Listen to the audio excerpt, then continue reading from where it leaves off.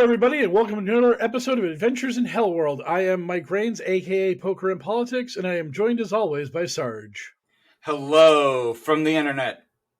And the mysterious L. Hello, my beautiful babies. When last we left you fine folks, we were receiving reports that Vladimir Putin and the Russians were retreating, withdrawing, leaving the border of Ukraine. And boy, howdy, what a sigh of relief that was. That's on me. I will admit to falling for some Russian PSYOP misinformation there because it was reported like real big boy information. So, yeah, that's on me. I mean, it happens to the best of us. They somehow tricked a bunch of people the world over that vodka's worth drinking. I mean, I like French vodka. Yeah, but don't you really like it like mixed with Mountain Dew or something? Mountain Dew, no. I mean, mixed with literally anything. Red Bull. I mean, I will routinely, when out partying, have a vodka Red Bull to get the juices flowing, and when I feel like a old white woman, I'll have a vodka cranberry because I genuinely enjoy that drink. So yes, I do always mix it with something. Yeah, so vodka's worthless. Podcast over. Thanks for joining us. Fuck. We'd like to thank DJ Minimal Efforts. So before we get into the brutal, horrible fact that our world is now spiraling towards World War III, question mark, maybe, parentheses, who knows? First things first, on the, I don't know you'd consider this to be the lighter, fluffier side of things, but well, considering the territory that we have to jump into immediately with our little appetizer, let's go ahead and roll that content warning now. Give it to me. I want it. Content warning. The Adventures in HellwQrld podcast talks in depth about QAnon, which means we have to talk about all kinds of child abuse and violence against people. Listener discretion advised. Yeah, mostly because we needed to get that out of the way because I was introduced to this story by seeing an abundance of meme photographs meme photographs because I'm 80. Okay, Grandpa. Yeah, thanks. On that their Twitter, featuring Lauren Boebert and Marjorie Taylor Greene with their mouths agape. And I like contextless at first because I didn't know why it was being shared around the way it was. But I mean, repeat listeners to the podcast will know that, you know, in the mysterious L Adventures in HellwQrld mythos, those two particular people hanging out with their mouths wide open is probably, it hits a little different, if you know what I'm saying. Yeah. It's a little diff. L's dark attraction to those ladies is something that I don't know if you apologize for it so much as you just acknowledge the evil. Oh, I apologize for it all the time. It exists, and I hate it. Yeah, I refer to it being incredibly shameful. Now, for what it's worth, I am recovering, if slowly, only because it's pretty popular for people that don't like those ladies to try to portray them online using what did I call it? A photograph? I don't even know. What is a landline? But yeah, so you know, there are tons of bad photos of those particular people floating about on the internet, and boy howdy, a lot of them make MTG very unflattering, which is like great. It's you know, it's like it's my shock therapy or whatever. It's getting the job done. But the Boebert photos, I just can't hack it. Oh God. They're just like, look at these photos that make her look real ugly, and I'm just like, I wish that would be great. If you could actually provide photos that make her just look like completely repugnant, that would be great. So you think Boebert's the more attractive of the awful pair?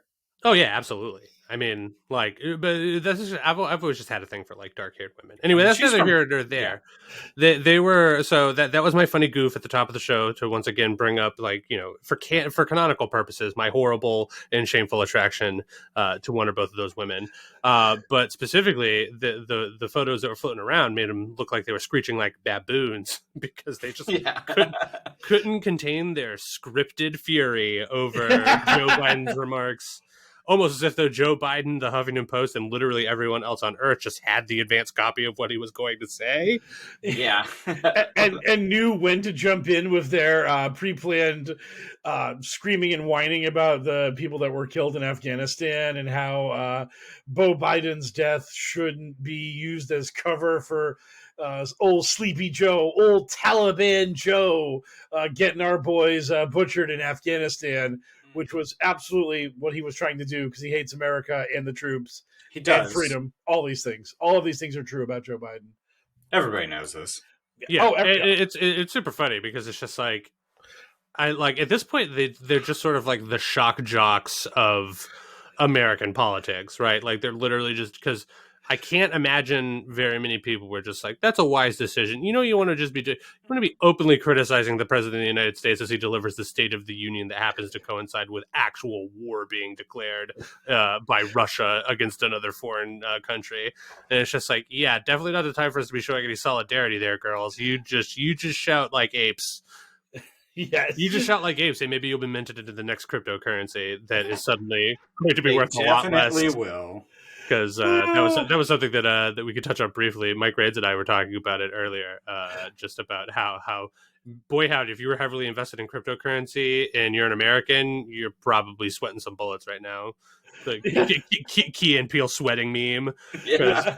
Nothing's going to get the United States government to start looking at a cryptocurrency like Russia using it to subvert sanctions. Boy howdy, you think some legislation might be coming down the pipe? I fucking bet. Do we have any info on that? My own brother, he was asking me questions about the military engagement, and don't worry, we will be getting into the war here in a little bit, dear listeners.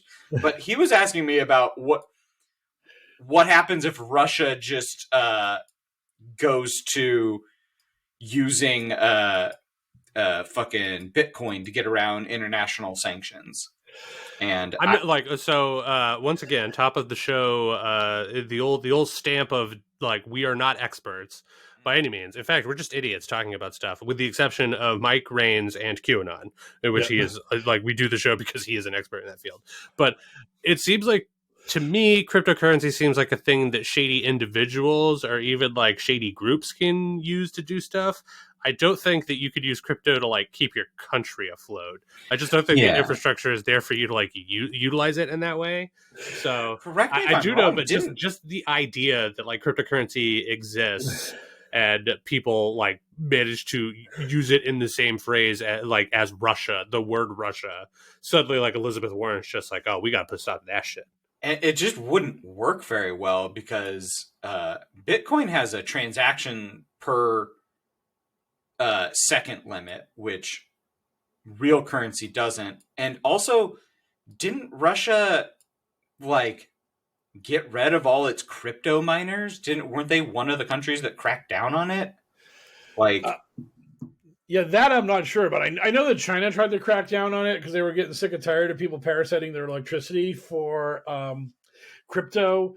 I don't know how hard Vlad went at it, but one of the things that was supposed to happen any day now is that Biden was supposed to release an executive order about what the American government's policies towards crypto was. It wasn't like, it's not a law because it's only an executive order, and there's limits to what the president can do in an EO. But Malarkey coin to the moon. Yes. Oh, that'd be the greatest thing in the world. Like the Let's Go Brandon coin battling the Malarkey coin for supremacy in the crypto world. We've gotten wildly off topic. So we were supposed to be cracking wise about MTG and Boebert being dum-dums, right? That was where we were at in our show flow. Do we want to play our news bump and then just like roll into it? We're like 10 minutes, Ed. I feel like we've warmed up enough to actually get into the grim reality of the world that we live in.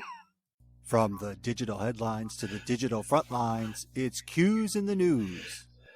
Just kidding. Interrupting before we get started with a bonus, everyone's favorite, the bonus content warning, and also just sort of disclaimer. Like, hey guys, it's me, your friend, Mysterious L, here to remind you that technically, whether or not you think it's funny, this is supposed to be a comedy show.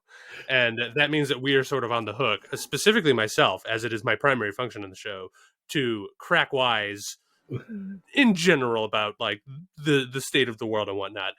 So I felt like it's an important time to remind to the audience that the Adventures of HellwQrld is a comedy show, but as individuals and as a collective, I think it's pretty safe to say that we're pretty anti-war. Just like we think war is bad. Yes. We certainly don't think war is funny. But again, it's a comedy show, so we're going to try to make jokes around the war and not about the war. As But the only member of the podcast who's been to war, we don't support it. It's bad. It does not solve problems. wait, bad. me being digital boots on ground in Azeroth doesn't count as wartime? I know you guys are the real digital soldiers here, and I support your digital service, but yeah, no. Yeah, you're trying to tell me that I've never been to war? Tell that to Agumon, dog. No, you're both hairbags, and I have no idea what a hairbag is, but it just killed me. I mean, I would say Google it, but try to Google image searches, because whatever comes up if you Google image search hairbags is pretty bad. Okay, so, again, disclaimer: comedy show. We don't like war. War is bad. We support Ukraine. All that good shit. Okay, now let's get into it. Oh, gee, I wonder what our top headline is going to be for this week. It could be anything. Who could say? So QAnon's favorite world leader, Vladimir Putin, after lying for weeks on end about not wanting to invade Ukraine, invaded Ukraine. So that was the thing that happened. And what a twist. What a shocking plot twist that was. The actual shocking plot twist, where every military expert on God's green earth had declared that Ukraine would fall sometime between 15 and 45 minutes after Russian boots crossed into their borders. Ukraine is actually putting up quite the fight, as it turns out. And up to this point, it appears that like Russia's supposed incredible military might has been less than stellar. The Russian army has results. No idea what's going on. Like, there's just constant videos of like tanks breaking down and Russian soldiers surrendering because we don't have any food, or we have expired MREs. Doug, well, let me ask you a question. I don't know what sort of computer rig you're working with right now, but let's just use your computer as an example. How much faith would you have in it if you looked on the side of it and it said "Made in Russia"? Not a ton, but like I guess pre-war Russian propaganda has just genuinely worked. They've been our new old boogeyman for so long that I was just like, wow, they're gonna roll in and just fucking stomp this country. It doesn't matter how much international aid we give them. And I wish we could, no consequences, go in with, fucking USA Army and just like blare in like AC/DC and just take it to the Ruskies, but that would start an international war, and that is way worse than what's happening now. So I support Biden's position of not doing that, but also I mean, look, like it's never going to come to that, because if Putin successfully manages to take over Ukraine and just like topple their government and all that, I'm sure he's just going to stop there. He's going to be like, I'm fine with Ukraine. That was all I ever wanted. Finland and Poland have some words. Yeah, well, I mean, I know countries that were previously not huge fans of NATO or being part of NATO are suddenly looking at NATO and hey, just rubbing them hands together and licking them lips and just being like, "Ooh, NATO, you're looking caked up." Oh, NATO, you working out? You looking sweet. NATO's so really good in here dragging that wagon. It's just the state of the Russian military is fucking baffling. And like I don't have access to any intelligence or anything that you guys don't, but it is truly just like, what the fuck is going on? Yeah, I mean, so I also just sort of expected like Russia to roll in there and just get the job done, because NATO is like ineffectual, like for a lot of reasons that I understand but are still annoying. And it's just like, yeah, he has a shitload of nukes. Like, if anybody decides to let one of those things fly, it's just the world equal over. So we should probably, pussyfoot around. But it's just like, I was not expecting Ukraine to mount as much of a defense as they have been. And fucking, it is obviously incredible to see them rallying and like sticking it to the Russians because, like, fuck Vladimir Putin. Not necessarily all the Russians are on board with this war, but like, Yeah. unfortunately, they as a group are the enemy. So while I recognize that individual Russian people might not be pro-war, like the Russians, like capital R, capital T, the Russians, like they are the enemy. So it's like it's good to see them getting their asses handed to them in these in these ways. I wasn't expecting it to just be like a litany of equipment failure, though. That was also surprising to me. It's like it's funny to joke at like that joke I made about Russian equipment failure was pretty funny, but I wasn't expecting like if you would expect something of theirs to work, it would be tanks, right? Yeah, and they're just constant like their 40-mile long convoy into Ukraine. Tons of it are breaking down and just running out of fuel, and like we should state that there's a lot of misinformation going around. So a ton of this could turn up to be wrong, but it really seems like the Russians don't support the war, like you're saying. I just watched a video of an entire Russian television program called The Rain. They all just quit and walked off. They're just like, no war. And then Russia on an international stage is just like, they're like, are there any sports you want to play? No. Do you want to interact monetarily with the rest of the world? No. And the ruble is down 40%. That's real bad. Yeah, well, you bring up the disinfo. It brings me to the first, like, we've been talking about stuff generally for the moment, but let's move into like a little bit of structured talking time. And I feel like one of the first big highlights, aside from just the fact that a war is happening, to come out of the conflict so far, is the fact that, man, like, Russia is getting their asses paddled in the media. Like, the propaganda machine, like the internet, like, it is really not good for Russia. Like, it is just all it is doing is elevating like Ukraine's president, like all the members of the cabinet, like regular, just like look at this Ukrainian grandmother, what a legend. It's just like anything coming out of Ukraine right now is just like boom, boom, boom. Russia sucks. Ukraine rules. Get fucked. At least that's been like my impression. Like, have you guys been getting that read? Yes, that is something that I've seen, and this has led to a very massive backlash in the QAnon community about the fact that their beloved Vladimir Putin, the greatest warrior the world has ever known, and enemy of the New World Order. QAnon is very adamant that Russia and Putin are not getting a fair shake in the media. That the media has not been giving us the Russian view of the war.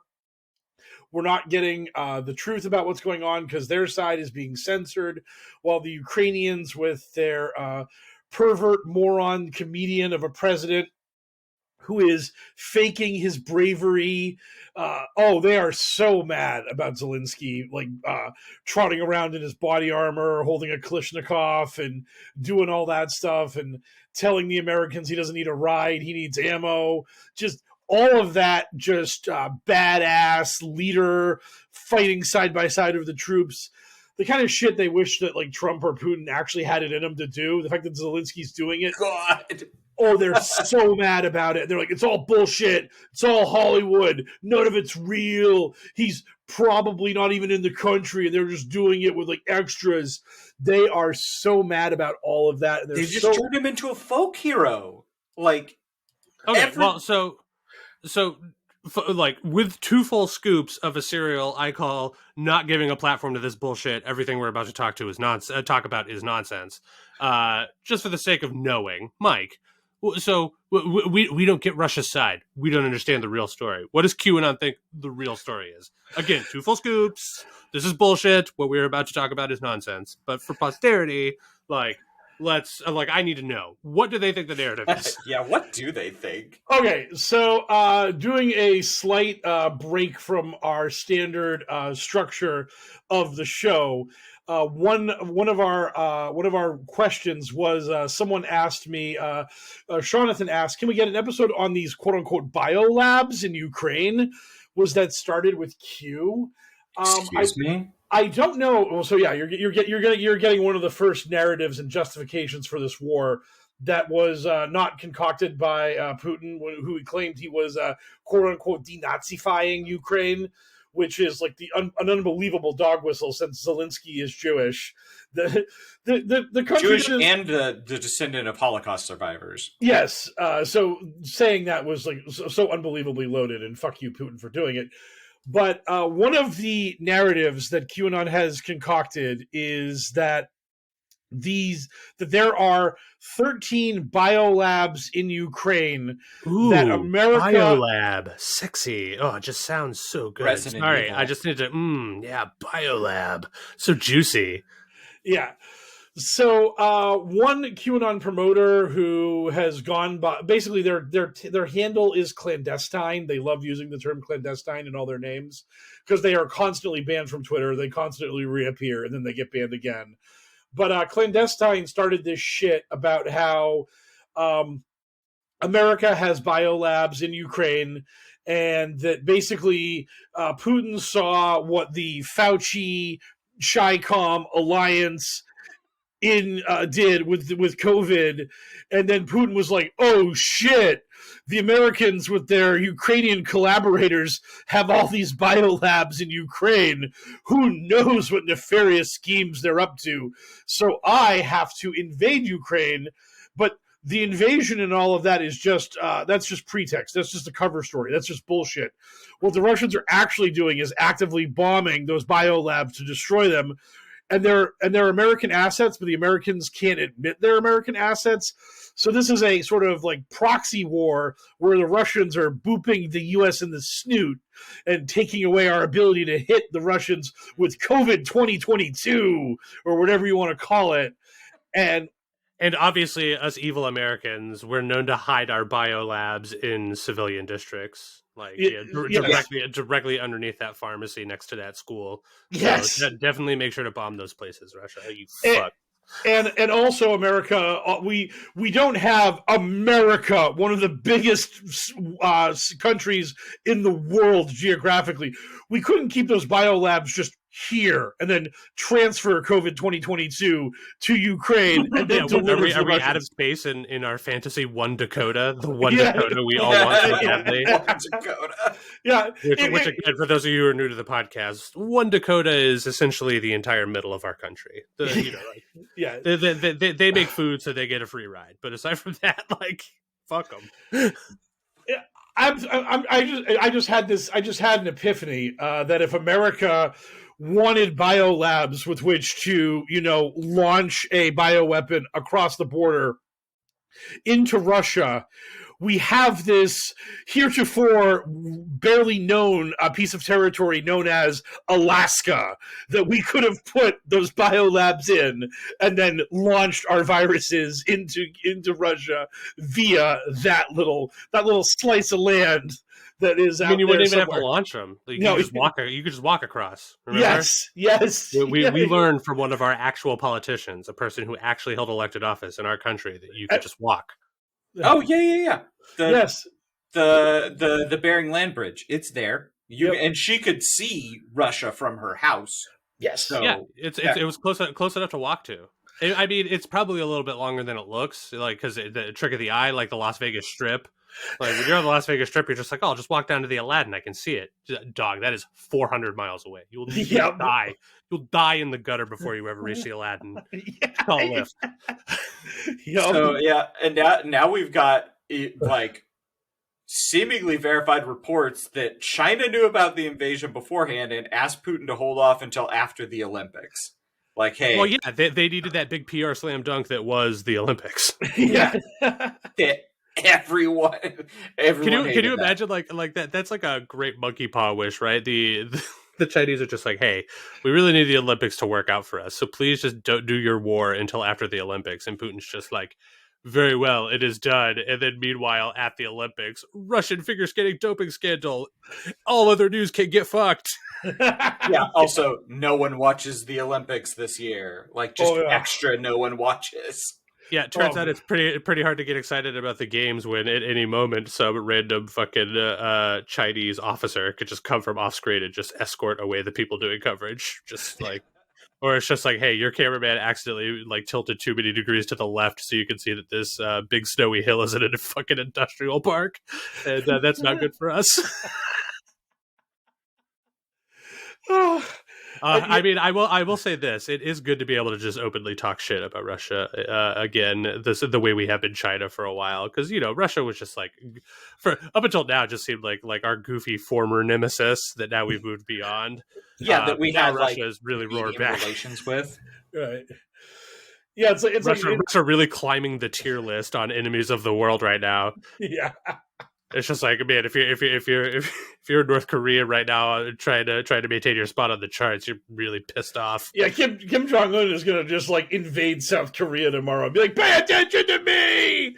It's gonna be great. I mean, just the Putin versus the Kim Jong Un of my mind, petulant child Olympics as they vie as they vie tomorrow. North Korea now officially Russia. And then it's just like Kimmy and Vladdy Daddy shaking hands for a photo op. Yeah, that would be great.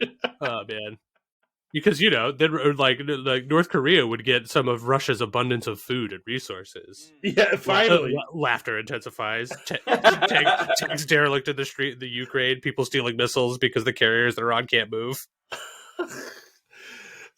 So anyway, so media wise, we the people, the worshippers of Moloch and fans of our illicit president Joe Biden have been using the media to be really mean to old Russia and make them look like a bunch of big poopy heads. We sure have. At a base level, our first theory / justification in QAnon's mind is that Putin has been attacking American Russian joint operation biolab or whatever, or like American deep state Russian biolabs or whatever. But you said that was just the tip of the iceberg. What else are they talking about? Why else is Vladimir Putin awesome, and why isn't he just riding his majestic horse on the front lines of battle? Well, I don't exactly know why he's not riding his white horse onto the battlefield, because he absolutely should be doing that. The general. What sort of leader would be on the ground, like in the trenches during a war? That sounds crazy. Yeah. Like if such a president were to exist, that person would seem really cool. Yeah, yeah. I mean, again, that would be totally the kind of guy that QAnon would be just fawning over as a total Chad alpha male who just like is just the absolute man. So the other big thing about Ukraine that is obviously bad is that Ukraine was, of course, the country that Trump tried to shake down before the election, where he's like, hey, if you want these javelins and stingers, you got to get me some dirt on Joe Biden here, buddies. And then one thing led to another. Trump got impeached. Ukraine got those anti-tank missiles without having to try to claim that Biden was corrupt. So now we're just taking all of the Biden-Ukraine story and just remix. We're just doing it all over again. Yeah, I forgot all about it, honestly. Yeah.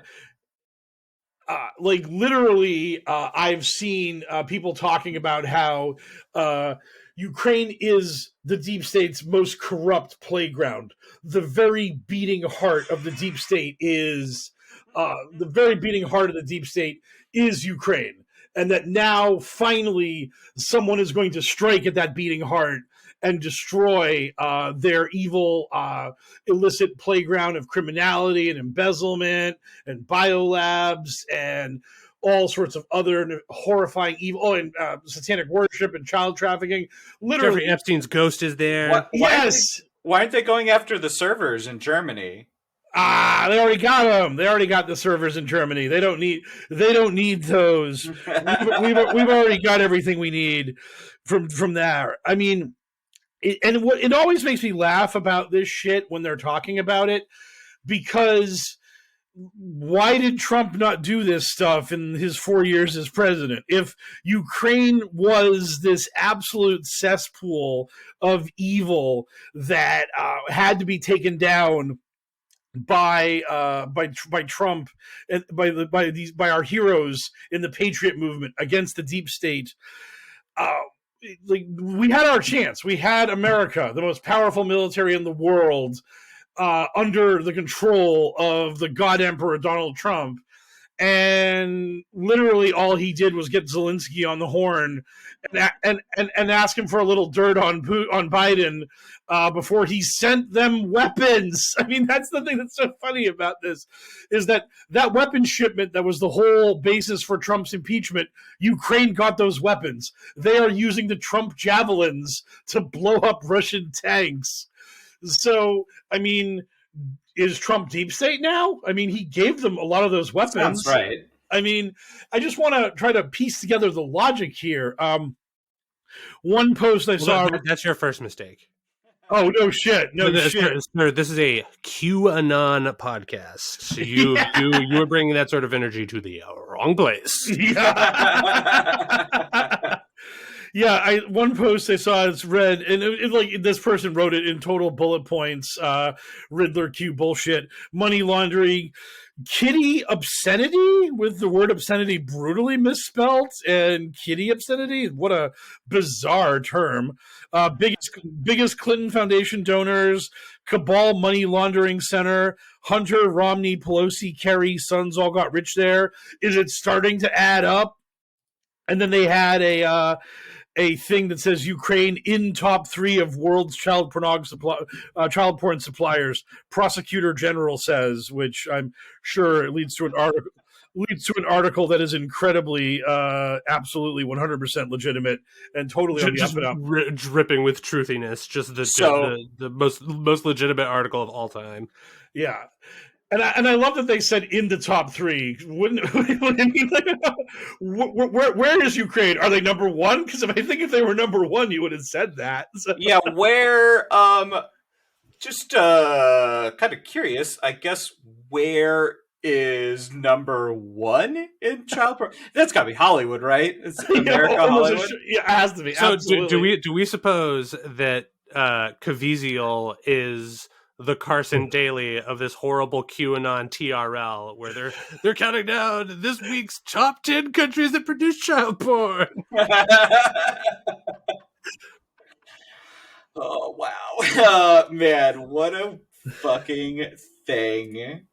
Yeah. Like, so you're right. That was an incredible string of words I just put together. It was really, really astonishing that I made it all the way through, because it had to start with me remembering that guy's last name. So, because if I had just said Jim, it could have been anyone. It could be any Jim. So, like, yeah. So QAnon thinks that let's start with bullet points. Right now, QAnon thinks that America, not necessarily America, but the deep state and Biden and Clinton, Hillary Clinton, not Bill. They don't care about Bill at all. Has illegal bioweapon facilities in Ukraine, as well as a bunch of child pornography production facilities. Yes, literally every evil in the world is now in Ukraine. I remember in the Q drops where they were talking about the truth about Haiti. Apparently Haiti is fuck Haiti. QAnon's completely forgotten about all that. The real pure evil. If you were watching TRL with Jim Caviezel, you would know that Haiti slid all the way to 8. Yeah. Dear. Who cares about 8? No, that's snooze. Oh man, yeah, it's no good. No good, Haiti. Yeah, so Ukraine is now the just absolute center of all evil and awfulness. And one of the things that now also has to, Zelensky has to be just taken down. He has to be destroyed by QAnon and all these people, because he's too heroic. He's too cool. He's too awesome. So one of the things that like they have been harping on, and I had no idea what the fuck they were talking about until I, like a good QAnon learner, I did my own research. because one of the bizarre things I kept reading was these perverts playing the piano with their penises, these weirdos, sickos in Hollywood and the global elites. And I kept seeing that weird phrase about the piano over and over again. And I was like, what is this about? And it turns out that during Zelensky's time as a stand-up comic, that was a bit he would do. And like they would do these things where like other comedians or entertainers would be on stage, and maybe he would play the piano with his actual penis. Yes, that was the bit. But the thing is, the bit was obviously like everyone else was doing stuff, and then he would have a piano in front of him, and you couldn't see anything, and he would have his hands away from the piano, and the piano would be making noises. So he was doing it with his pee-pee, and it was a joke, and everyone was just sort of like, okay, that's his lowbrow, wacky humor that he's going for, but because it involves a sex organ, and now QAnon hates the guy, he's obviously a pederast, and his Mike, I don't think you're like the way you're just describing it. I don't think you're giving the guy enough credit. He could play the piano with his penis. That seems really impressive. Yeah, I know. It's quite this. It's quite the skill. It's quite. The dude, people are paying like $70 a ticket, maybe more, to go see Blue Man Group. I mean, get the fuck out of here. What are they playing with their dicks? Coconuts. I've seen Blue Man Group. It was years ago. I assume the bit has changed. I saw Blue Man Group twice many years ago, and I didn't see a single blue knob. It was infuriating. Thankfully, I demand blue penises. Yeah, the Watchmen movie came out, cleared that right up for me. Yeah. I saw it in IMAX to get the real experience. That's what it's all about. Oh man! And now it's time for this week's edition of Elle asking what we were talking about. Were we still? Well, I was talking about like why Zelensky is a terrible monster and has to be destroyed, and he is fake. He is deep state Hollywood scum, and of course, a lot of what QAnon will tell you is that George Soros bought and paid for Zelensky's installment. They will ignore the fact that Zelensky was elected literally overwhelmingly in a ridiculous landslide. Because like the original democratic government of Ukraine became horribly corrupt, and through a series of attempts at reform and blah blah blah, eventually you got to the election where Zelensky got in, and that was a reaction against the original corruption of the original government that happened, that came about when Ukraine was like, "Yo, Russia, peace out. We're doing our own thing now," and this is one of the things that these right wingers who are not even beyond QAnon, like Steve Bannon, has come out and said things like Ukraine isn't even really a thing. It's not real. He's like, Ukraine doesn't even really exist. It's just a slice of Russia. And you have, I think, Laura Ingraham and other, like, again, actual people who are not just anonymous assholes grifting off QAnon, have been posting stuff like, Ukraine isn't actually a democracy. It's not really free. They're corrupt oligarchs that run that place too. Like, this isn't good versus evil. This is evil versus slightly less evil. Come on, guys. Why are you picking a side? Come on. Just let them have their little tussle, like a sibling quarrel like you do when you bomb civilian centers. Just let Russia claim other countries as their own with impunity. No big deal. So there are bad people in Ukraine, so Russia should be allowed to blow up hospitals in that. Is that like the argument? What the fuck sense does that make? Like, that's like, well, I mean, to be fair, these are probably the same people that were very pro Afghanistan and Iraq. They were probably just like really thrilled that America was just like, we have come up with a justification to go to this place with our military. Yeah, and all these people are just like, oh god, the American military, yes. Oh fuck it, oh god, so good. It is pretty rad, despite the amount of dorks we have in it, namely me. It was me. Yeah, I mean, well, that's why you just have to trust Michael Bay's 360-degree camera panning around something while like a jet or a helicopter flies over it in slow motion, and just be like, "Fucking yeah!" I don't even know what it means, but hoorah! That's a Marine thing. So, I mean, they're the same. It's all whatever. It's all the same. No, you're right. It's Army, Marine, National Guard. They're all the same. Space Force. Yes. Space Force, yeah, I forgot. Don't you dare forget Space Force. National Guard is no longer like, I mean, in How dare you? How dare you? Our different TRL where we're ranking military branches of the United States military by embarrassment. Number one, and what seems like it's a lock for number one for a hot minute, at least the duration of this Space Force summer. What Space Force really got, like, it was actually happening, everyone in the Coast Guard was like, fucking finally. Bro, I mean, we're all going to feel really dumb when all of a sudden Putin is just like, and now for my next masterstroke, send out my starfighters to defeat the Americans, and then suddenly, like, the fucking all of our TVs are saturated with images of just like United States and Russia actually fighting in space. Everyone perplexed. But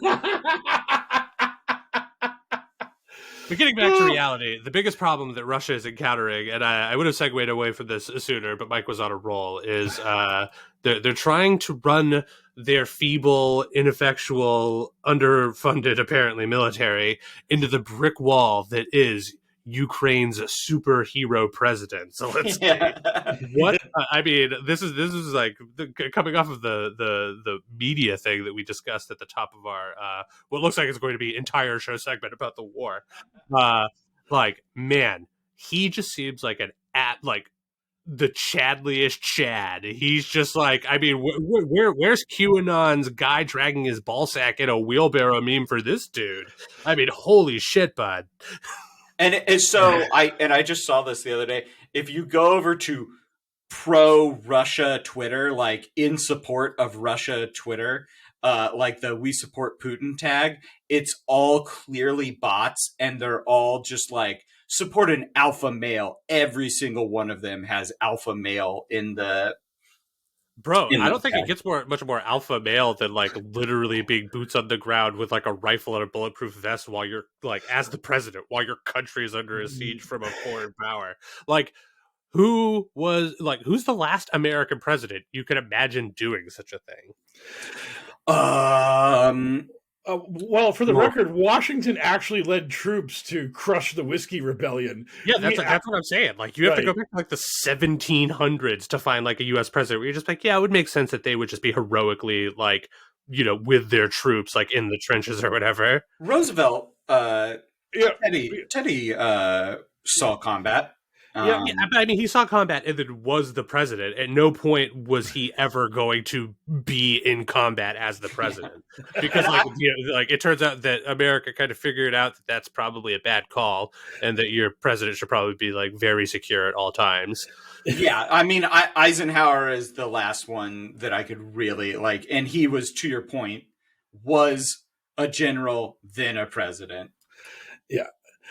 I'm just saying, like I know that Zelensky obviously didn't choose these circumstances, but like the fact that media is so friendly to him, like really just, to me, your average stupid person, to quote Paul F. Tompkins, like he just seems so cool as a president. He just seems incredibly cool.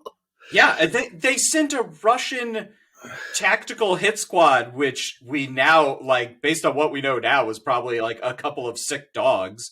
To like go get him, and then he was just later like, the Russian hit squad has been dealt with, and it's like, what does that mean? Well, it turns out, so like now that Russia's not playing with home field advantage, they're finding it very hard to push people out of windows. Yeah, so they're getting to these urban environments, and they're seeing all of these windows as potential. Like, they're just like, oh shit, you could really see getting somebody the heave out of that one. But then it turns out they're getting shot at by civilians that are armed by their government to defend their country. I'm just imagining like the hit squad getting ready to try to kill Zelensky, and they're just like, okay, the first thing we do is get him to go on the 4th floor of his building. And they're like, Zelensky's been on the ground floor for 2 weeks now. They're like, God damn it, how do we lure him up 4 flights of stairs first? And it's just, I don't know. That's all they're doing. Like, can we get a sniper rifle and try to, shoot him, maybe? I picture the scene as happening. It's like, like the Russian operative has him like by the scruff, and then like over their comms, they're just like, we have him, and they're just like, okay, execute him. And then the camera pulls back to reveal that they have captured him in a bunker in this like poor half-witted Russian soldier is just like frantically looking around for the window to throw the guy out of, but can't possibly think of another way to kill him. Yeah. And then Zelensky, like, tears his He's in shirt a off, basement.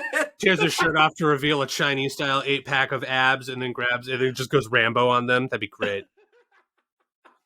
I'm just imagining the Jack Reacher like Russian agent just not understanding how to kill Zelensky because he can't throw him out of a window. And Their he's just special like, forces training is incredibly specific. yes. They're just like, no better way to murder somebody than by throwing them out of a window. Yeah. And the thing that just kills me about this whole just alpha male Putin is the greatest is that QAnon's biggest conversation point for the past 2 years has been COVID. And if there's anyone who is scared shitless of COVID, it is Vladimir Putin.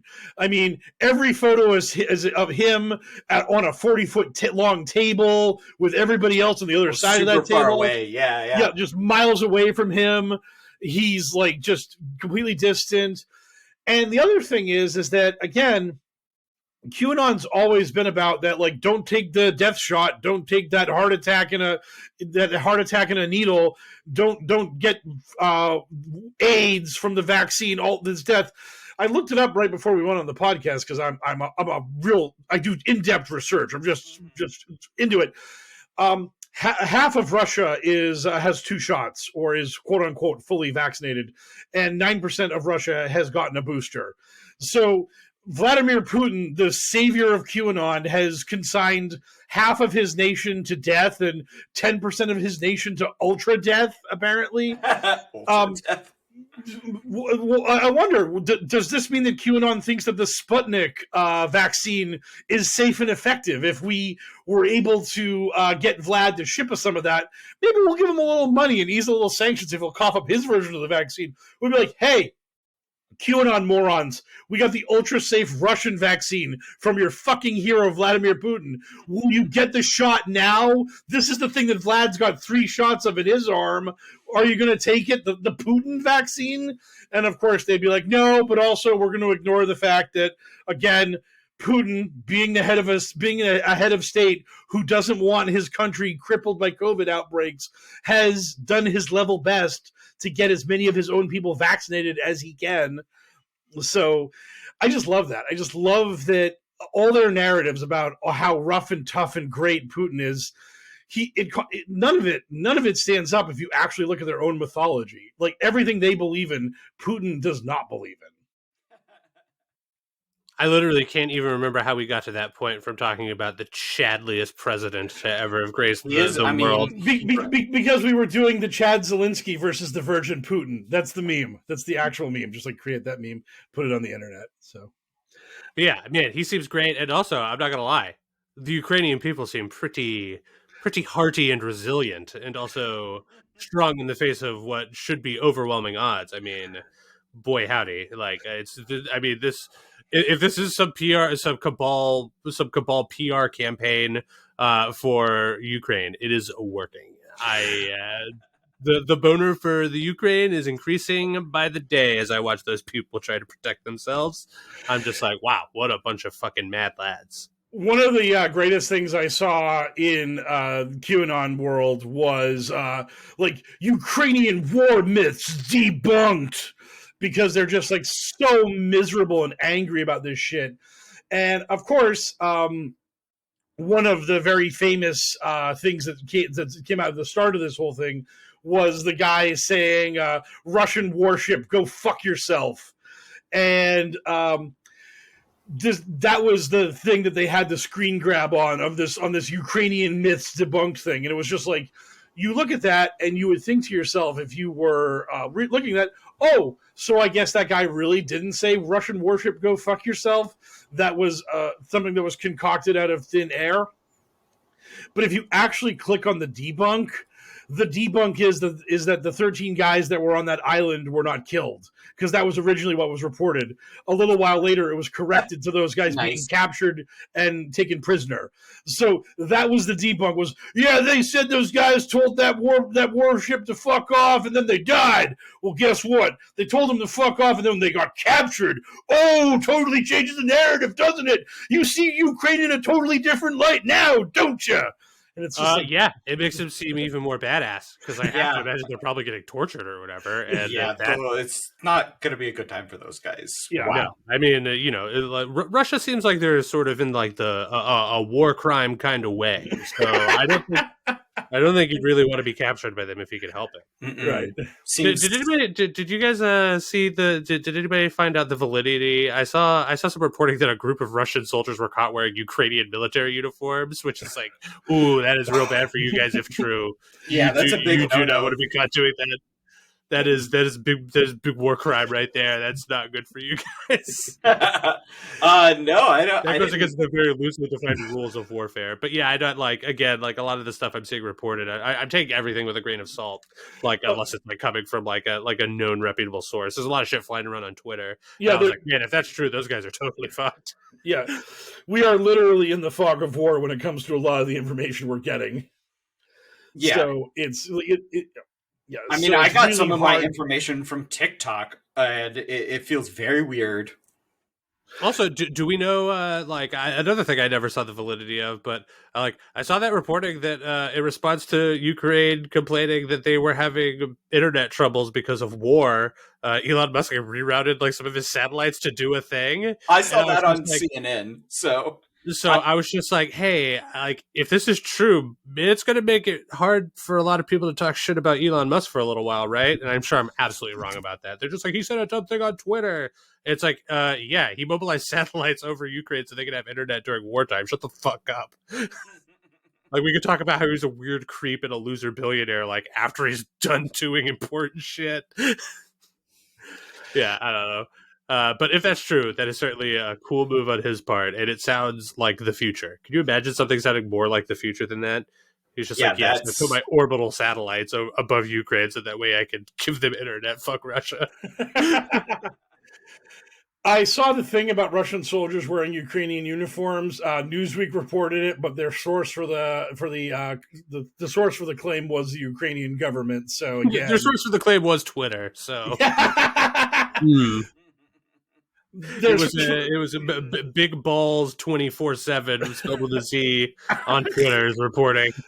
I was actually going to say Putin sucks with 8 numbers after it because that's more body, but yeah, we'll go with that. Oh, it's not a bot; it's an actual person concocting this hokum. Fair.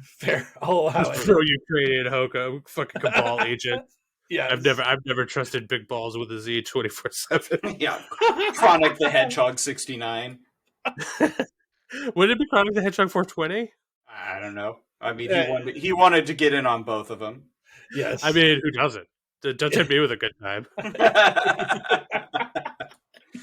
Oh my God! Well, we're almost to that time where we have to do the mailbag segment. So, we want to talk about Trump? No, I mean never. Is the real answer. No, I would be perfectly satisfied if we never did that again. Yeah. I was going to ask if there was anything else war related to cover for the time being.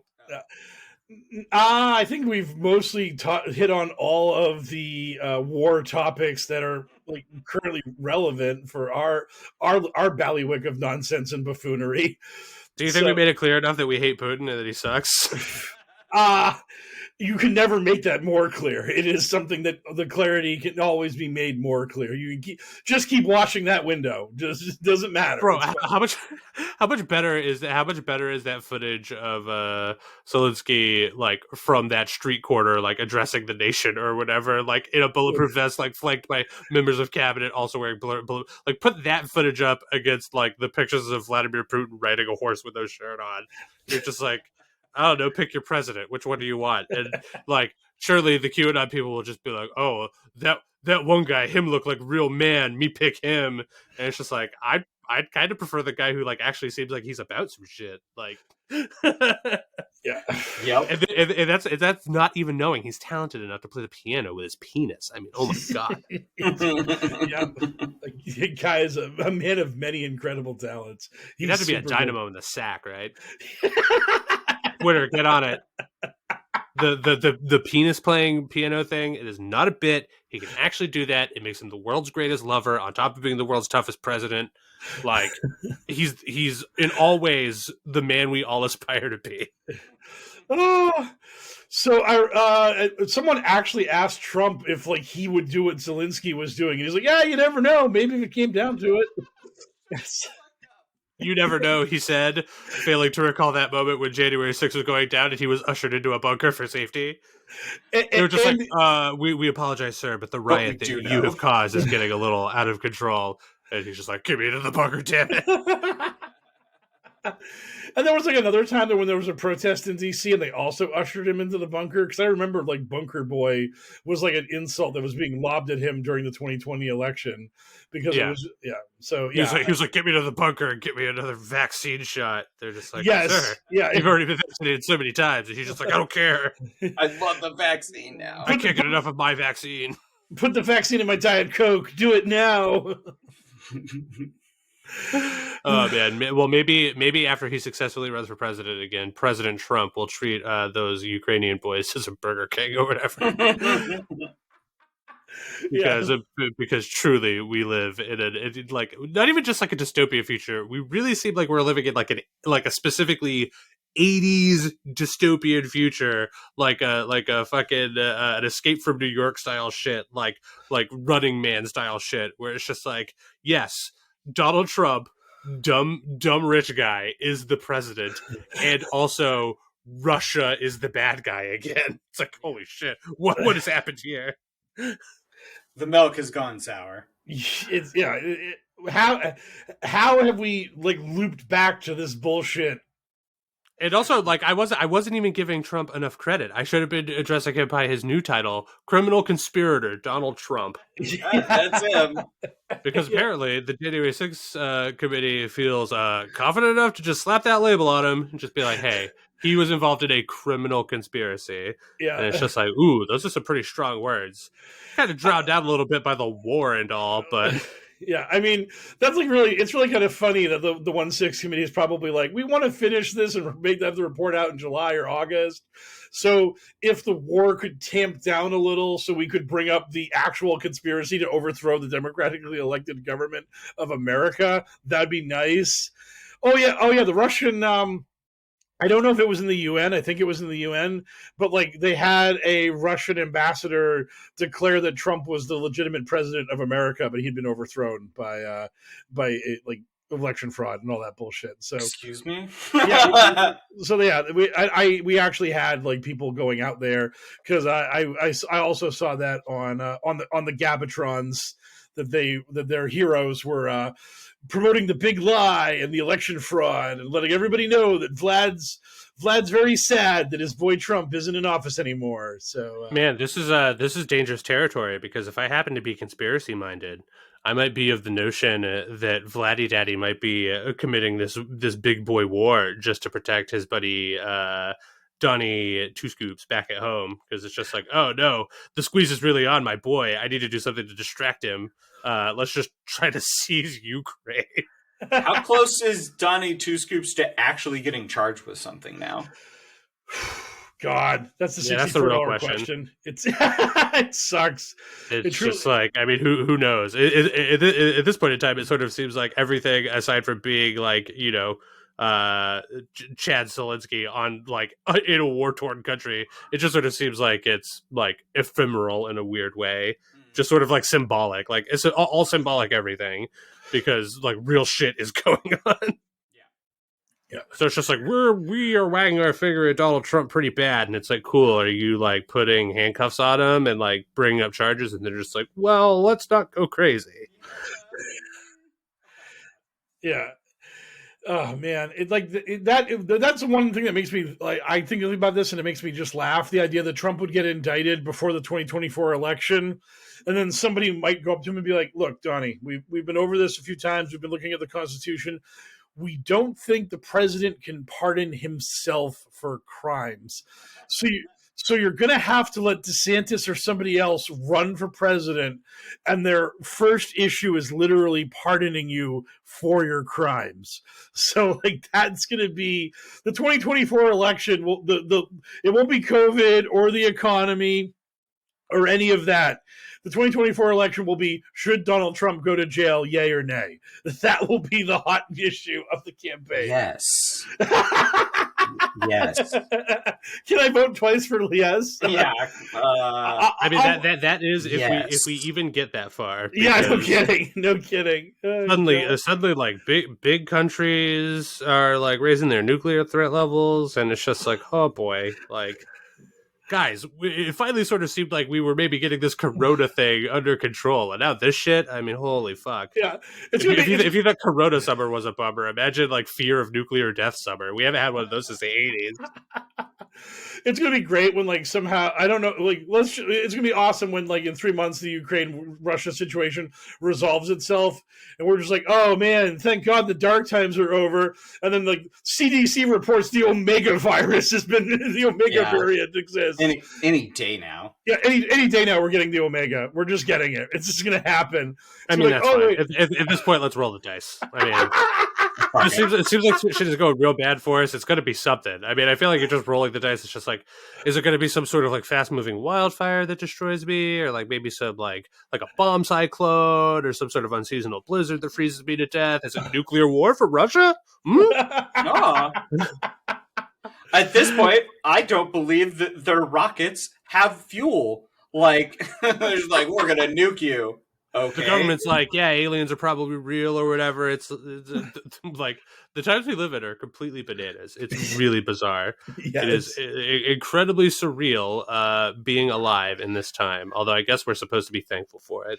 Oh, so very thankful. Oh, God. No way. Time for our weekly nihilism segment.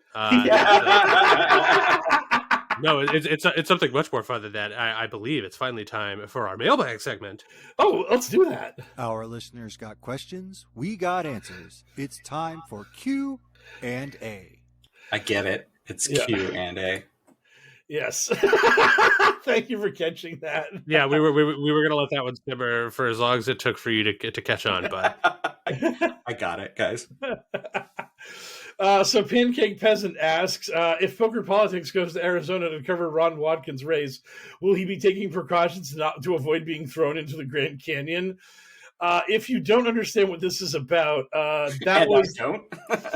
this was an incredibly specific death threat that I got from one Twitter troll that twice told me that were I to encounter him, they would throw me into the Grand Canyon. I believe you only hold big enough. Am I right? Yes. Hey. I believe that they thought I lived in Vegas at the time, so this wouldn't be that difficult a trek to get me to the Grand Canyon and lob me in. Like it still seems like a lot of work for killing and disposing of a body in Las Vegas. You could just do that by driving like 20 minutes away from Las Vegas into the desert. Yeah. Oh, yeah. Absolutely. That's the way the mob does it. That's the way the drug cartels do it. That's the way regular people who just accidentally murdered their spouse or significant other in Las Vegas do it. It's tried and tested. Every movie or show I've watched where they kill someone in Vegas, they do not go to the Grand Canyon where there are a lot of people. Now, it is massive, quite grand, but they go to the desert and find somewhere remote, not hard from what I've been told, and just dump them in a shallow grave. Or just like over a little ridge. It doesn't even like a lot of the times like it's the desert, mate. Like it seems like a pretty safe bet that you're probably good for long enough for like the vultures to get to it or whatever. Yeah, I'm just gonna leave this body out here. Yeah, yeah. And if it's not found within 5 hours, not gonna be a lot of DNA evidence left over. It's gonna be taken care of pretty quick. So yeah, so I don't know exactly. I don't know how I could possibly prevent myself from being lobbed into the Grand Canyon, seeing as how I have no actual information about that troll's identity. And he got banned from Twitter very shortly after, telling me that he was going to throw me into the Grand Canyon, and that was the fate that awaited me very soon. So don't think you're allowed to threaten people on But Twitter. I mean, just to be on the safe side, I would suggest moon shoes. Nailed it. I think one of those pull cord inflatable vests. that sounds reasonable. I just while I'm one of the 7 people listening to Ron Watkins talk, I'm just wearing a parachute. I'm just like this because this guy is basically like our Russian special forces agents from the Zelensky episode a while ago. Here, he can only kill me if he gets me to the Grand Canyon. So if I have like anti-Grand Canyon countermeasures ready, he's just thwarted. He's just like, throws me into the Grand Canyon. I just pull the parachute and float down gently. And he's like, God damn it! I just didn't see that coming. Or you do the same thing but with an umbrella like a cartoon character. And not only do you disappoint him because you're not dead, but you also shatter his mind by defying all sense and logic. Exactly. You're just like, hey, magic is real, and the one person you know that can do it is a person you just tried to assassinate. Mike Raines is a Looney Tune. And yes. Should you try to throw him in the Grand Canyon, he will pull the ripcord on his backpack, and then an anvil will come out, and he will smash into the bottom, flatten out, and then get back up and make an accordion sound effect. He's unkillable unless you have the dip. Yeah. If you don't know what the dip is... He is immortal. He has inside him blood of kings. Yes. Mm-hmm. And those kings are Bugs Bunny and Daffy Duck. But absolute kings. Solomon, weirdly. Those are the 3. Yes. I've always said this about Mike Raines. He's 1/3 Bugs Bunny, he's 1/3 Daffy Duck, he's 1/3 King Solomon. That's me. You nailed it. Is that the weirdest thing we've said on this podcast? Maybe. I desperately, more than anything, want a Powerpuff Girls style intro. Yeah. What does King Solomon even look like? What? Of some scientist perfecting the perfect Mike Raines concoction. Bugs Bunny, Daffy Duck, King Solomon, and Chemical X. Oh man! Wow, this I image searched. Rails. Yeah, I image searched King Solomon real quick. You could do worse. Thanks. Thank God. It wasn't that King Solomon was like the most wise and wisdomful of all ancient leaders or anything. He's also a Chad. So thank God for that. He's not. Yeah, I mean, well, even if he was completely unfuckable, you've still got the imminently fuckable Bugs Bunny and Daffy Duck to pick up the slack. This is true. Bugs gets all the ladies. Yeah. I mean, yes. Lola Bunny. We all know this. If you don't want to fuck Lola Bunny, what are you even doing here? Nope. This is a furry podcast. We were asked if we were furries in an earlier podcast. Yeah, were we? Yeah, because of the avatars on the. Oh yeah. My new Twitter account that I don't use hardly is all is Kenshiro from Fist of the North Star because I can't get back Sergeant HellwQrld, so I'm not a furry anymore. What's our next question, for the love of God? Amanda Scanlon asks, do you guys have hot cross buns in the U.S.? And if so, do they become available in supermarkets on Boxing Day? No, because I don't know what those are.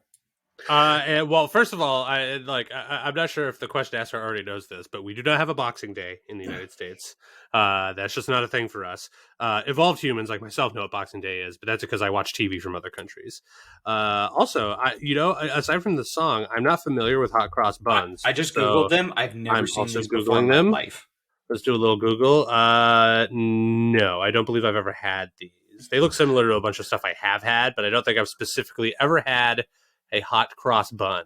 I'm looking at the recipe: orange juice, brown sugar, bread, flour, cinnamon. I would eat one. I would gladly have one. But no, we do not have. This is America. We're like number 1 in believing in angels and number like 20th in like everything else. So, including hot cross bun. Hot cross buns. We're down pretty low on charts. that list. Yeah. And on this TRL episode. We're counting down our countries that have hot cross buns. Of all the things to make a rudder out of. Is that show you don't like on anymore? I don't know. Is it a YouTube thing now? Is it hosted by some TikTok influencer? Are they doing the flossing dance while they Will they break down the hottest new TikTok songs? That seems like it could be a thing. I couldn't imagine Carson Daly's it. Like Carson Daly probably looks and acts like Carson Daly from that Chappelle Show bit now. Oh, they rebranded it in 2019 to Fresh Out Live. So kind of. Wow. What is that even supposed to fucking mean? I don't know. What is a fresh out? I don't know. I feel so old. Is that a thing? Is that a Fortnite reference? It had 20 seasons and over 2,200 episodes, and then they rebranded it to Fresh Out Live. Wow. I'm really stunned that L's inner Brit didn't burst out and he didn't say, "You having a laugh, mate," when you said that, because that was just so. Never in a million years, if you gave me 100 guesses, I never could have said that for the title. I mean, it does seem incredibly fake. Fresh out loud. That doesn't mean anything, right? Fresh out live. Sorry. I was trying to make it make more sense. Right. The actual that was on me. My brain just could not even croak out like. And it's not even like it turns into like a clever like abbreviation or anything, right? Like FOL. That's nothing. It's nothing, mate. It's nothing. Yeah, I mean, don't get me wrong. TRL was also nothing, but Total Request Live at least like sort of made sense. It was like, oh yeah, these are the videos that people have totally requested, right. But not if you're the Insane Clown Posse. Nope. Well, I mean, yeah, because no matter how vocal they are, there's still only like 100,000 juggalos in the world, and Detroit just doesn't have the pull it used to. They started a campaign, and they had the numbers to be on, and MTV wouldn't air their video, and then they went down to probably because it was called Fat Pussy Lips or some shit like that. Because Insane Clown Posse were a bunch of like, I mean, well, this is normally the part where I would call something a clown, but what do you do when they're relishing in their clowniness? It deprives it of all of its power. Yeah, they have owned the word and thusly have removed its power. Yeah. Oh my God, they got me, and also they're going to trick me into loving Jesus Christ. Yes, they're about that life.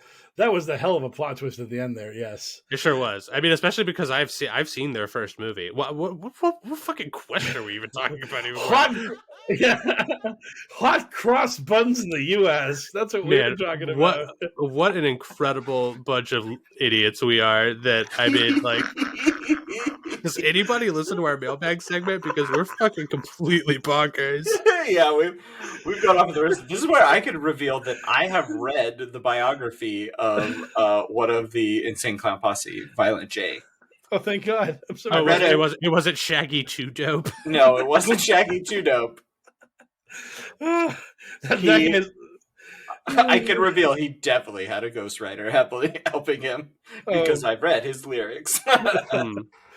Well, so to summarize, no, we don't have hot cross buns, and we also don't have Boxing Day.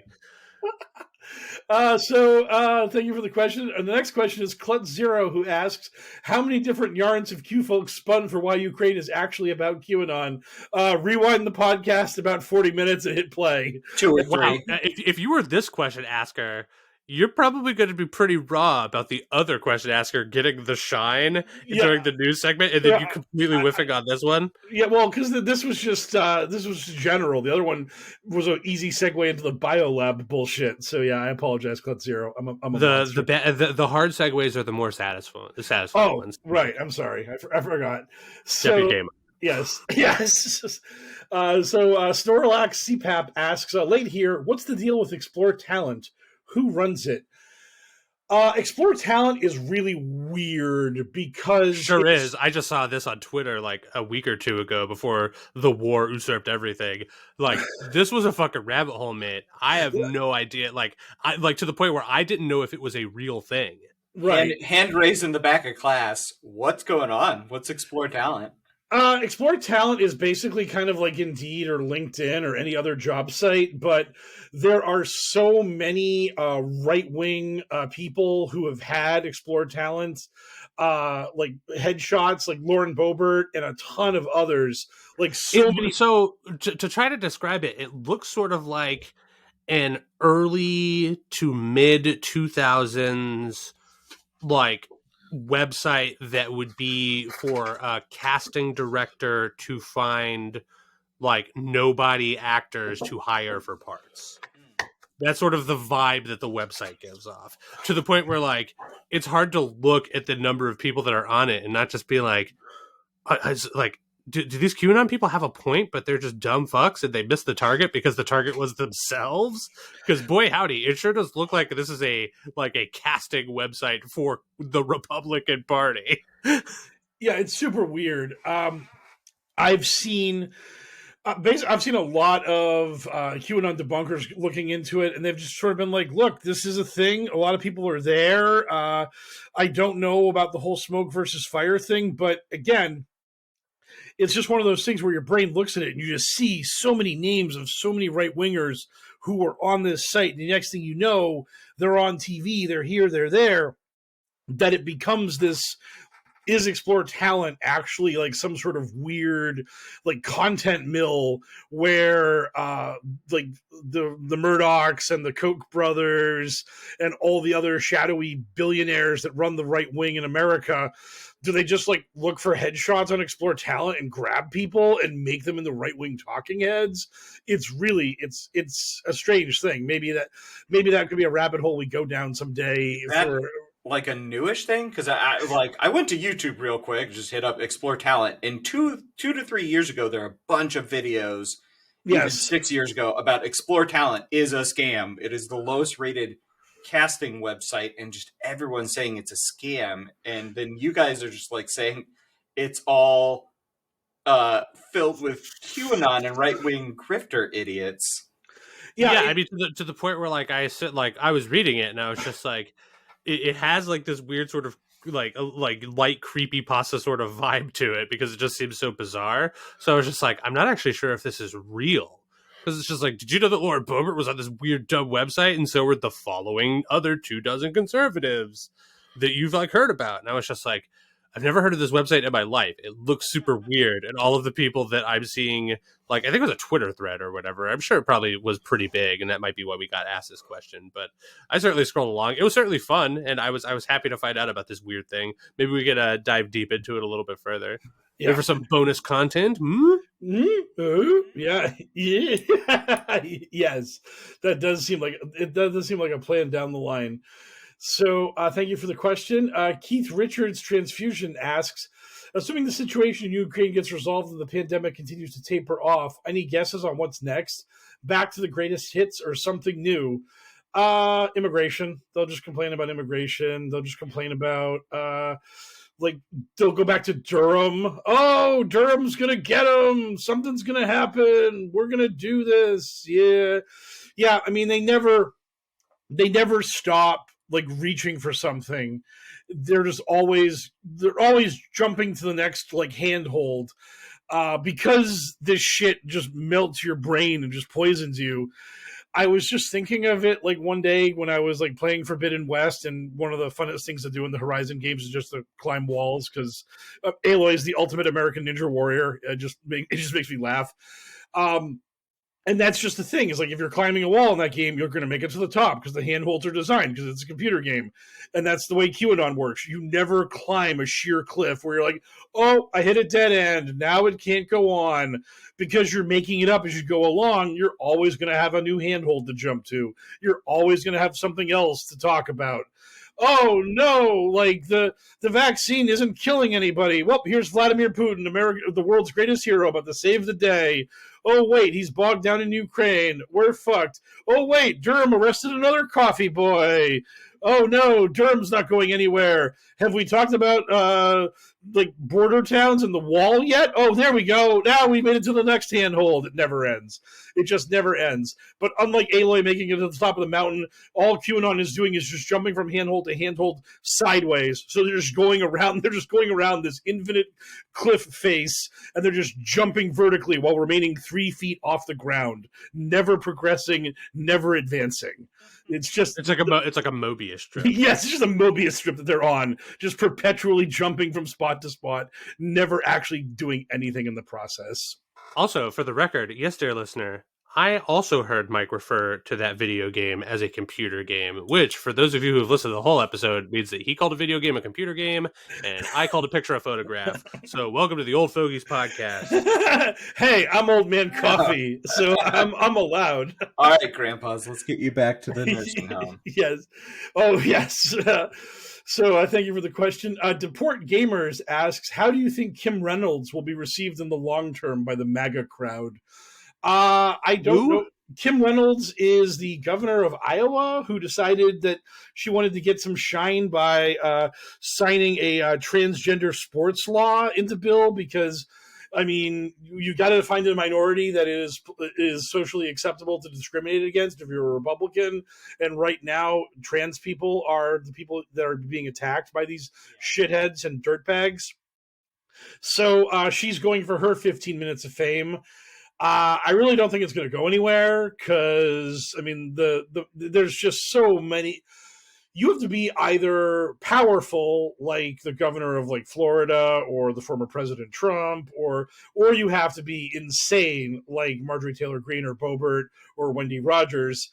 You have to like be one of those two things. You can't be the governor of a nothing state doing unbelievably shitty things, but while you're doing those unbelievably shitty things, you're probably not saying things like, hey, we need to give Putin a fair shake here, or stuff like that. I mean, to get a gold medal in the crazy, hateful Olympics that is MAGA, you really got to put in work. I mean, back in the good old day, it's like those videos they would have where like they showed you the gold medal vault in 1934 versus the gold medal vault in like 2020, and like in 1934 the guy just like barely just jumps over the bar and lands on his feet, and then in 2020 they do like 7 backflips and land perfectly, and that's the only way you can win the gold. Like I mean, the amount of stuff you would have to do is crazy because of escalation. You would have to, I don't know, be one of 3 Republican senators to vote against lynching becoming a hate crime. Yes, yeah, exactly. Yeah, I mean, it's like that seems like a pretty strong move if you're one of these be racist to be MAGA people. Because holy shit, yeah. I forgot I wanted to touch upon that as during either our appetizer segment or the news or whatever. But yeah. That shit is fucking wild. Can you imagine? Yeah. How much of a slam three white senators just being like, maybe lynching's not a hate crime. It's like, oh no, that is just the worst. you people. Yeah, what are you doing, mate? Yeah, it's so ridiculous.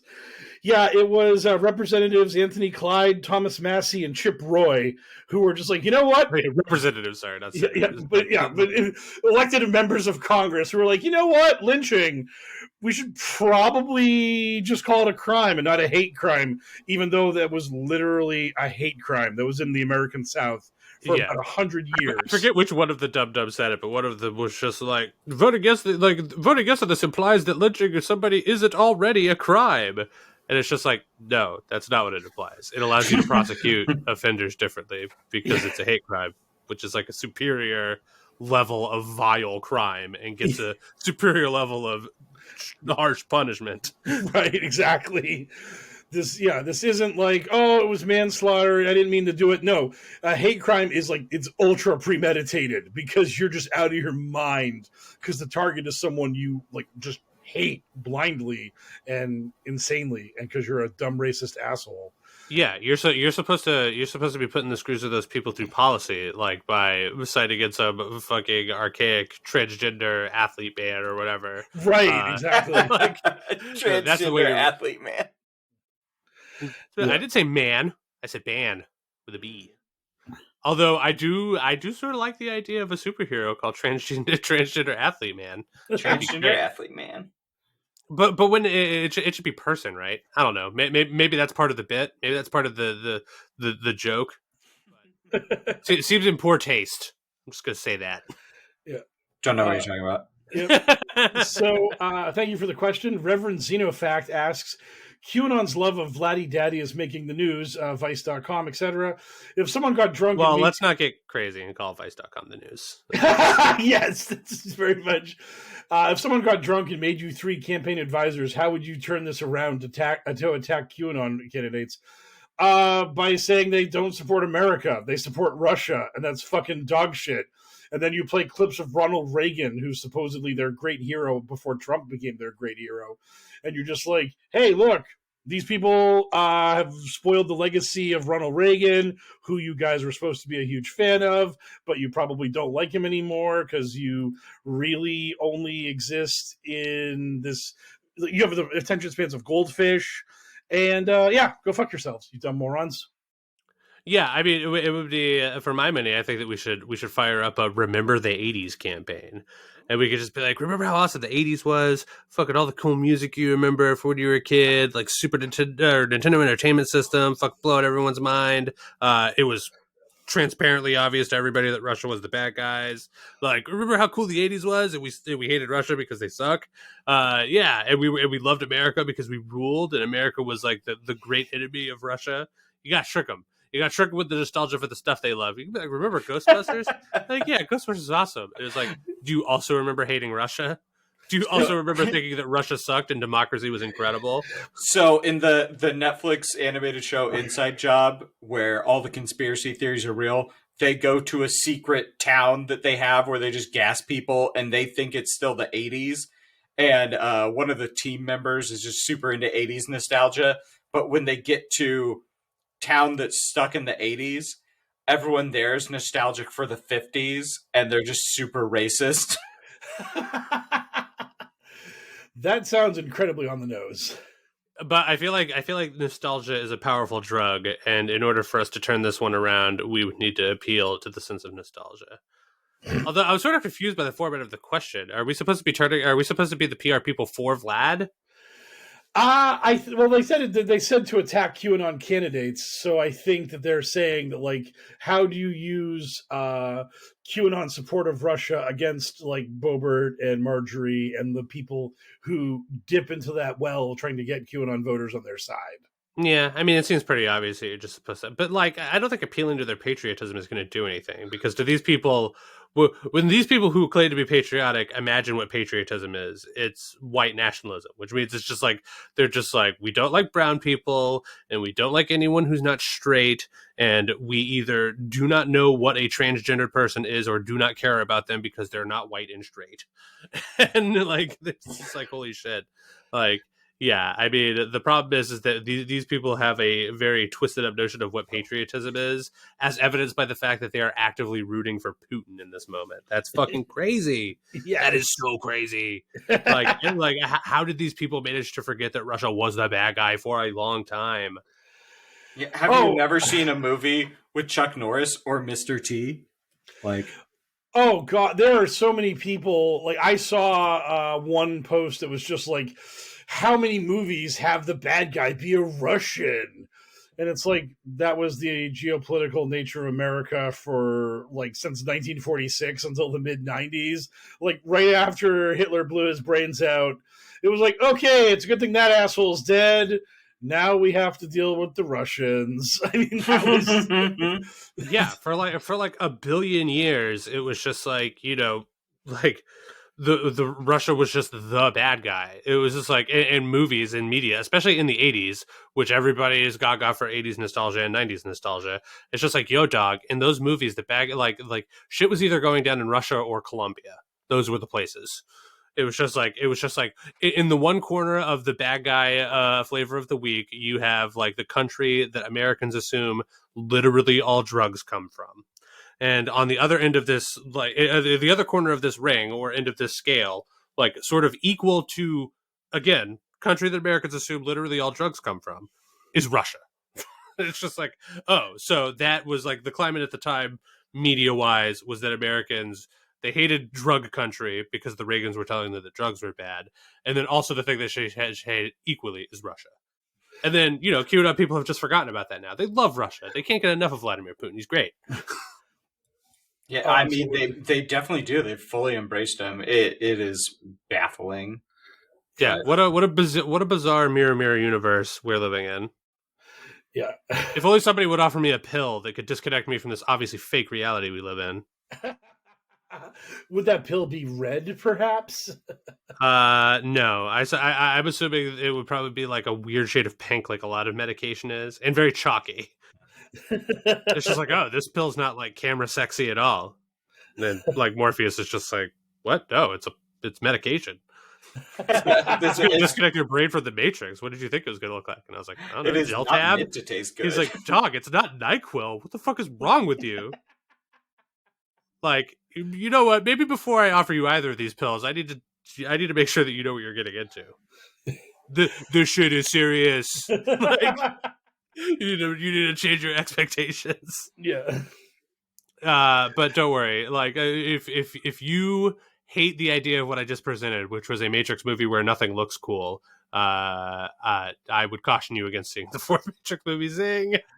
Take that, fourth Matrix movie. Couldn't resist. Got to go out on a pop culture reference. Yes. Well, I'm assuming we've got to be getting. It's the third one. The other one's the first one's a prequel to the second one, the best Matrix movie. Well, what do you want about? Well, it turns out that all of them are just a video game that exists in the fourth one. So yes. we've never actually seen the events of the first three Matrix movies. It's really funny because I just watched like a video essay on that, and I was like, oh man, like that's a fucking. I wish I could remember who did it. I was like, that's a great point. Who was Captain Midnight? I don't know. Do we have any more mailbag questions? So yeah, that rounds up the mailbag. So we have the question enumerators, which is, what are you looking forward to?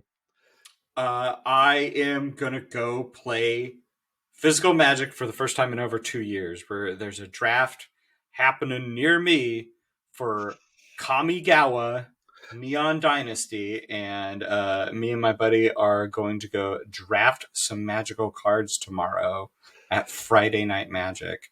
Oh God, live the dream, sir. Live the dream. What a time to be alive. I will. I'm excited for peace in Ukraine, but you could be excited about Magic the Gathering or whatever. I will, because yes. I care about America. Yes.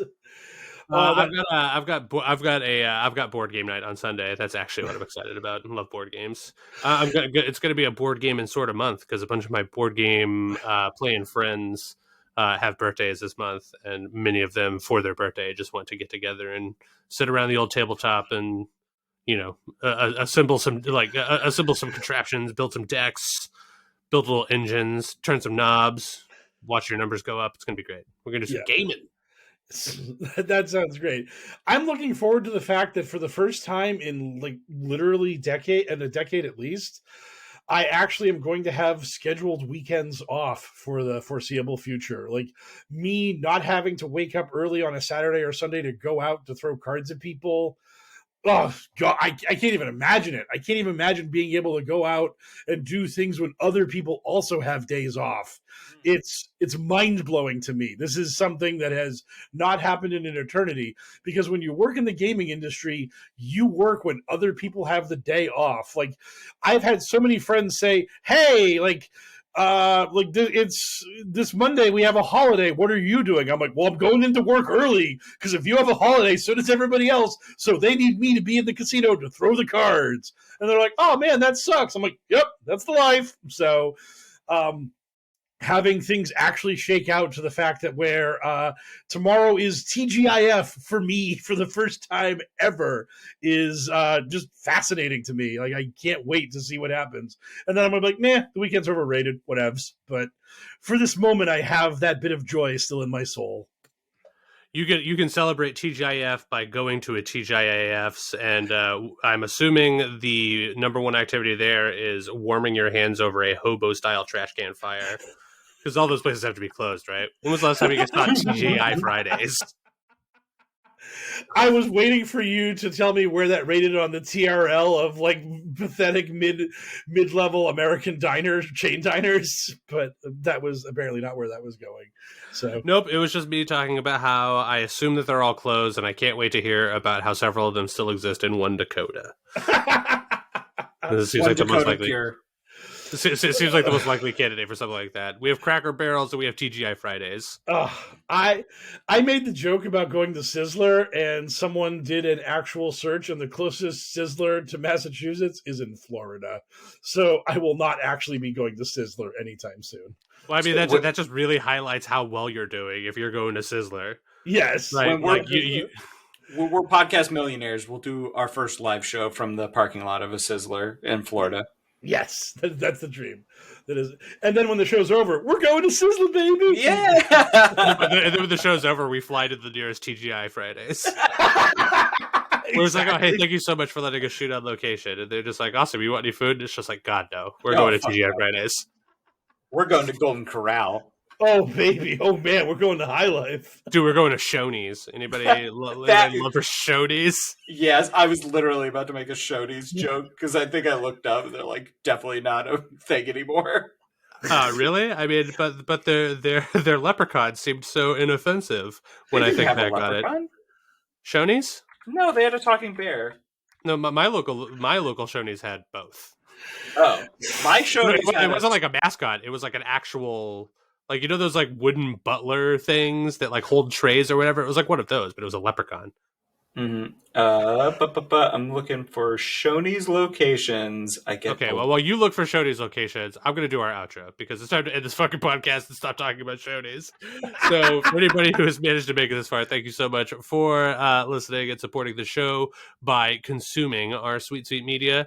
If you would like to support the show, the easiest and freest way to do is to just tell a friend or leave us a 5-star review or a thumbs up on whatever podcasting platform you get our content from. If you have some money and you would like to support us with that money, you can do so by visiting us at patreon.com/pokerpolitics, where you can donate to the cause. And anybody who donates to the cause in the tune of $5 and above will get access to 40 plus hours of bonus content, including series such as Kabbalin and What We Do Out of Shadows. God damn it. Sarge is posting shit into our private chat. Like literally while I'm doing the outro, he's just like doing bits at me. Anyway, we do have a beautifuler baby this week to the tune of a $2 donation, and I would love to thank them, but I don't have that info called up anymore because my computer did a fart. Mike, who's our beautifuler baby this week? What was that? Anthea. That sounds made up. That sounds made up. Oh, well, I mean, I'm looking at the text right now, and I believe that's pronounced David. No, it actually is Anthea, so thank you so much for your donation.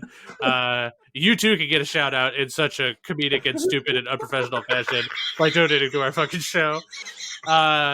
If you have money and you don't want to donate it to us, you can do a little good with it by donating it to love146.org. They're an organization whose vision is the end of child trafficking and exploitation. And as always, that sounds pretty rad to us. Also, I'm sure that there's a way for you to donate money to try to support Ukraine in some form or fashion. And if there is, you can go ahead and do that either instead or as well. If you have money burning a hole in your pocket, just do some good with it or give it to us. Well, as always, I'd like to thank DJ Minimal Effort for the use of our intro song. It is a Castlevania-style bop. However, DJ Minimal Effort remains too cool for social media, so I can't direct you anywhere to just be like, hey, man, we like your tune. So this way, I keep the heavy burden of guilt off of my soul by putting out my thanks to DJ Minimal Effort into the universe. Frosty, who is our voiceover artist friend who does all of our content warning, our bumps, our voice of Q when we needed, all that stuff, he is plugged in. He's hip and with it. He's on social media. And you can find him at FrostyVO, where you can holler at him and ask him, how hip and with it really are you? And if the answer is very, what is your Fortnite tag? I want to fork some knives with you. If you can't get enough of me and Sarge, and Lord knows how you could resist more of us, you can find our spinoff podcast where we talk about pop media and not just making jokes about it when we should be talking about QAnon. No, the whole show. You can find that over at Bingewordy. That's BINGEWORDY on Twitter at Bingewordy, spelled the same way, or just Bingewordy wherever you get your podcasts. So, for another arguably successful episode of the Adventures in HellwQrld podcast, I am signing off for myself, HellwQrld, my good friend HellwQrld Sarge, and our QAnon gaga, just crazy, can't get enough of it, absolutely loves QAnon. Totally unironically, completely pilled.